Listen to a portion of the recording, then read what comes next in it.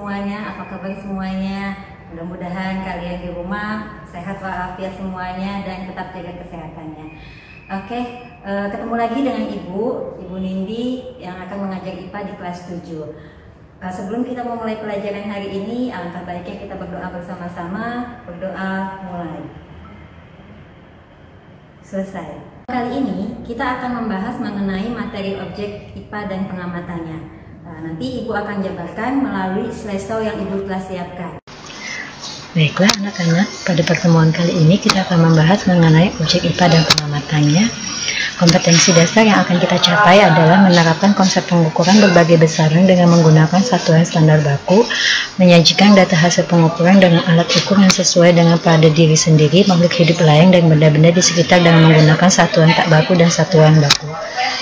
Tujuan pembelajaran kali ini yakni kalian dapat memahami tahapan penyelidikan IPA, kemudian kalian dapat mengetahui langkah-langkah metode ilmiah, kalian dapat memahami besaran dan satuan, dan kalian dapat menentukan satuan dari besaran turunan.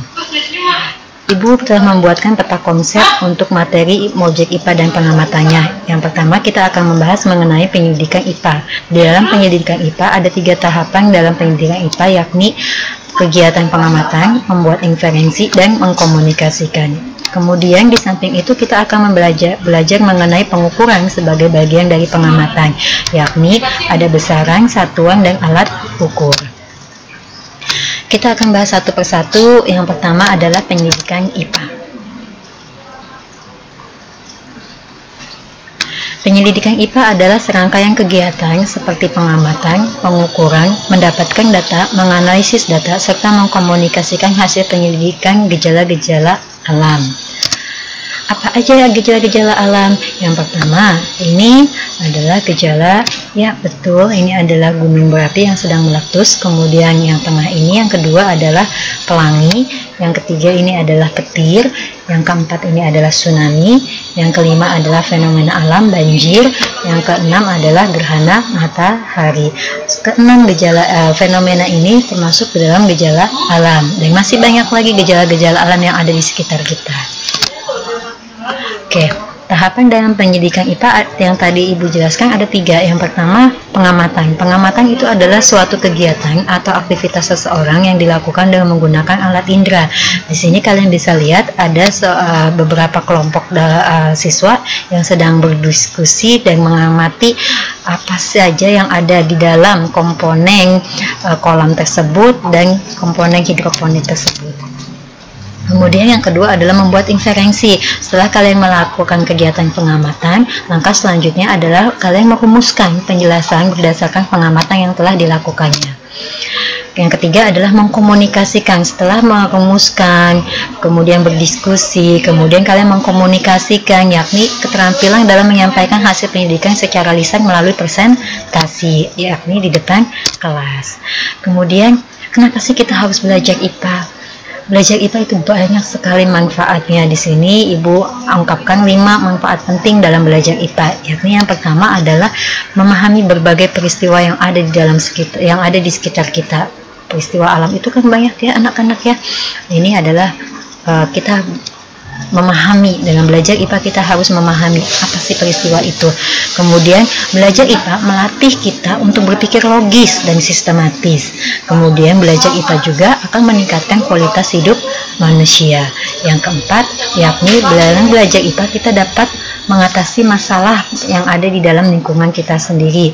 Kemudian yang kelima, kita akan bisa mencari solusi dari setiap permasalahan yang ada di dalam lingkungan kita sendiri. Kemudian metode ilmiah. Metode ilmiah adalah serangkaian kegiatan yang sistematis guna menyelesaikan permasalahan-permasalahan IPA. Langkah dalam metode ilmiah ada 6, yakni yang pertama adalah menyusun rumusan masalah, yang kedua adalah menyusun kerangka berpikir, yang ketiga adalah merumuskan hipotesis, yang keempat adalah melakukan eksperimen, yang kelima mengolah dan menganalisis data, yang terakhir adalah menarik kesimpulan.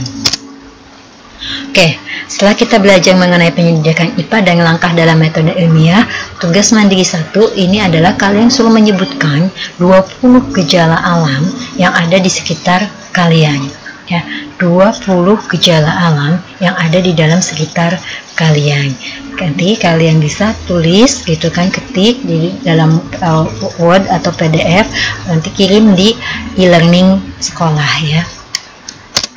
Oke, kita lanjut ke subbab yang kedua, yakni tentang besaran. Besaran merupakan sesuatu yang dapat diukur dan dinyatakan dengan angka. Ibu ulang, besaran adalah sesuatu yang dapat diukur dan dinyatakan dengan angka.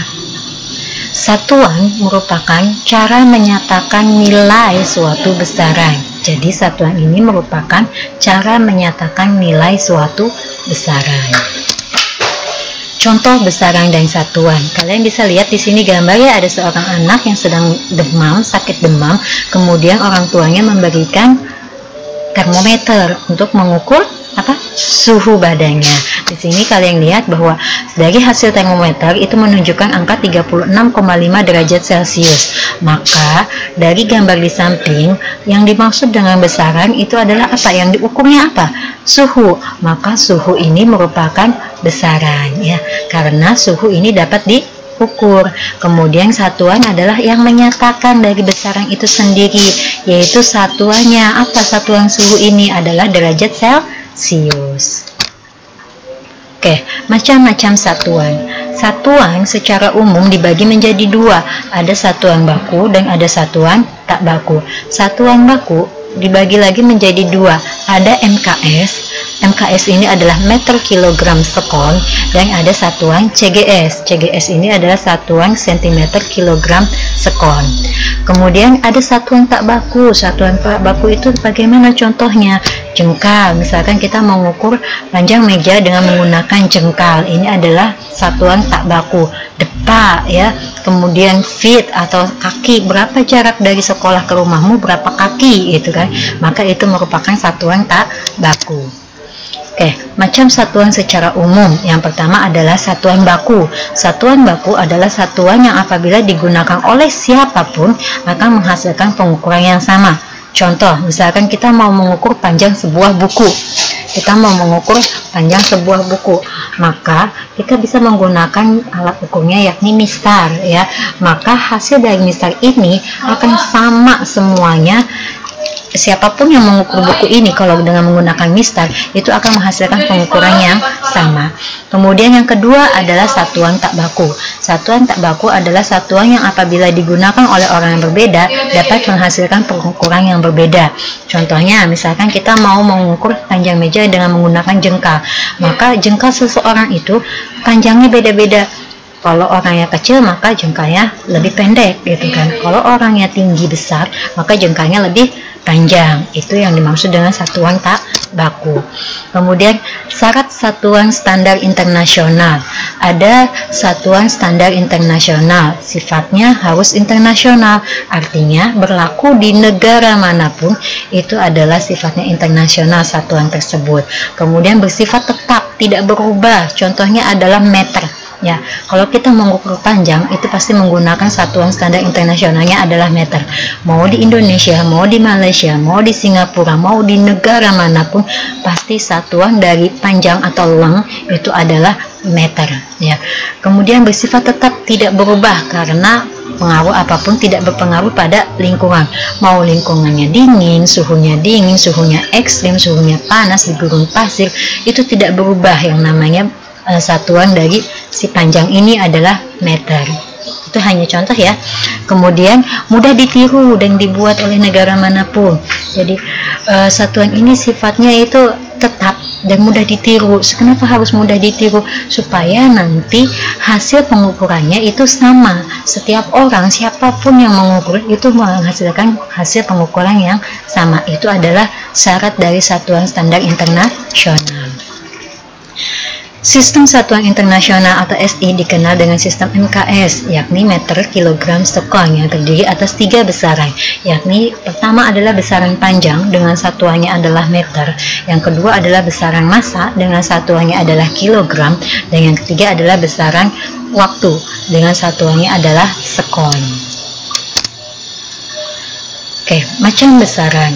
Besaran terbagi menjadi 2, yakni ada secara umum besaran itu besaran pokok dan besaran turunan, sedangkan berdasarkan arahnya ada besaran skalar dan ada besaran vektor. Yang pertama kita bahas dulu mengenai besaran pokok. Besaran pokok adalah besaran yang satuannya telah ditetapkan terlebih dahulu. Contoh, nama besaran pokok ini ada 7 besaran pokok. Kalian wajib tahu dan wajib ingat selalu besaran pokok itu ada 7 besaran pokok. Pertama adalah panjang, memiliki satuan internasional meter, lambangnya adalah M kecil. Yang kedua adalah massa, satuannya adalah kilogram, lambangnya adalah kg. Kemudian yang ketiga adalah waktu, satuannya adalah sekon, lambangnya adalah S. Yang keempat adalah suhu, satuan internasionalnya adalah Kelvin, lambangnya adalah K. Kelima adalah satuan kuat arus, besaran kuat arus, satuannya adalah ampere, lambangnya adalah A. Kemudian intensitas cahaya, satuannya adalah kandela, lambangnya adalah C besar D kecil. Yang ketujuh adalah jumlah zat, satuannya adalah mol, lambangnya juga mol. Macam besaran secara umum. Yang kedua adalah besaran turunan. Besaran yang satuannya diturunkan dari besaran pokok. Contoh, di sini ada luas. Luas itu merupakan panjang kali lebar, sehingga panjang satuannya meter, lebar satuannya meter. Meter dikali meter adalah meter persegi. Kemudian kecepatan. Kecepatan itu adalah jarak dibagi waktu. Jarak satuannya meter, waktu satuannya adalah sekon. Jadi M per S atau M kali S pangkat negatif 1. Kemudian yang ketiga adalah tekanan. Contoh ketiga tekanan. Tekanan ini adalah gaya dibagi luas penampang. Gaya satuannya adalah Newton. Luas penampang itu adalah satuannya meter persegi. Maka tekanan satuannya adalah Newton per meter persegi atau Newton meter pangkat negatif 2.